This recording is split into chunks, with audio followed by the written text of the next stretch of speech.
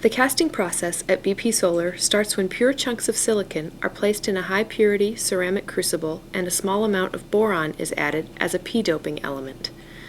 This silicon is similar to what is used in the semiconductor industry, although at BP Solar, we are pursuing new sources of solar-grade silicon in order to ensure our growth is not limited by the lack of available refined silicon.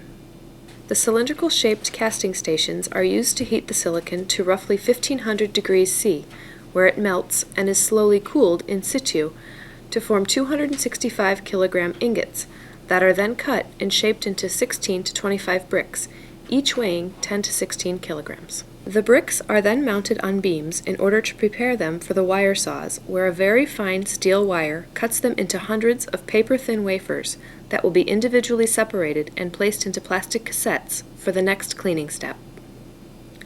The wafers then go through a couple of cleaning steps where any oil or metal residues are washed and etched off the wafer surface before water rinsing and drying. Next, a thin layer of phosphorus, an N-doping element, is deposited on the front of the wafers and fired through in a belt furnace.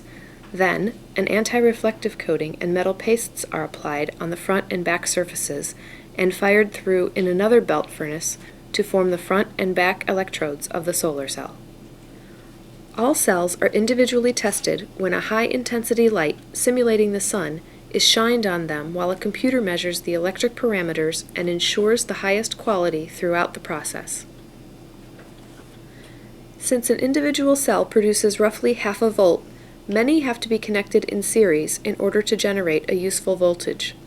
Conductive ribbons are soldered to the front of the cells that are then wired in series with the next cells in a daisy chain matrix that forms a typical 72-cell module. This particular process requires a lot of attention in order to ensure the cells are perfectly connected to one another and the whole laminate package is carefully inspected. The cells are laminated on an extremely tough, tempered, high transmissibility piece of glass and protected by a durable backsheet that can be of different colors. After lamination, the output wires are attached to the back of the laminate and the laminate is tested as a whole using a flash simulator. Next is the framing step, where a strong aluminum frame is attached around the laminate's edges and screwed in place in order to allow the easy and safe mounting of the module to any customer-supplied structure.